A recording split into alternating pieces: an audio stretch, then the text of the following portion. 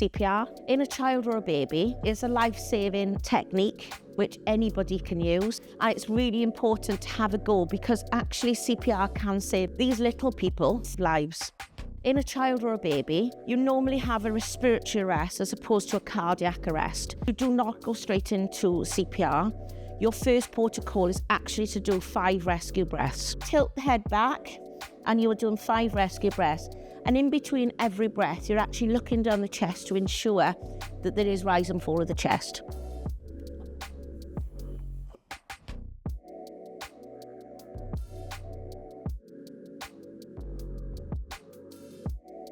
And in some cases within child and baby, that little person will start to come around.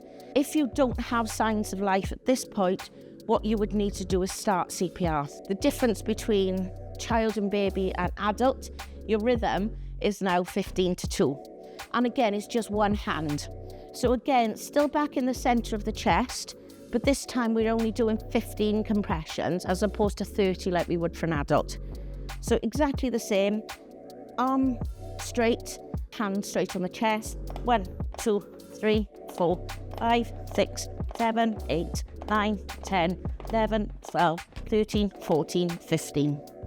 And at this point, with a child and a baby, I would go back to doing 2 rescue breaths.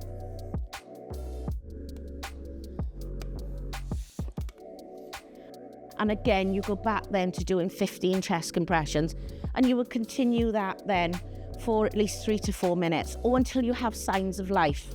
With a baby, a lot of their bones haven't fully formed yet, so we have to be very careful. It's important that we don't do that head tilt chin lift, mainly because it can cause damage, and we need to keep that baby in more of a neutral position. The most important thing for a baby is the 5 rescue breaths. The difference with a baby is that you would do mouth to nose and mouth. If the baby was in a cot or the baby was on the floor, some people would actually pick this baby up.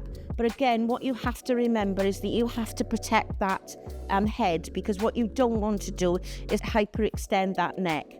So again, what you would do 5 rescue breaths.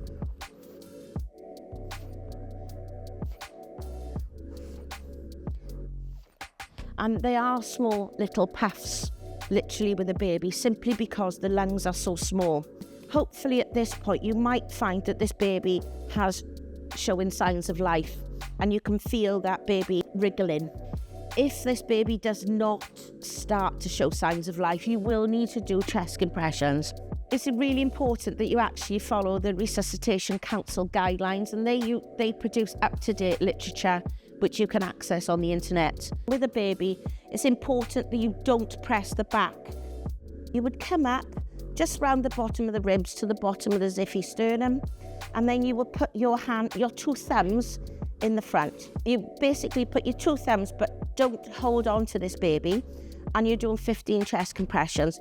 1, 2, 3, 4, 5, 6, 7, 8, 9, 10, 11, 12, 13, 14, 15. So this is how you would perform CPR on a child and a baby.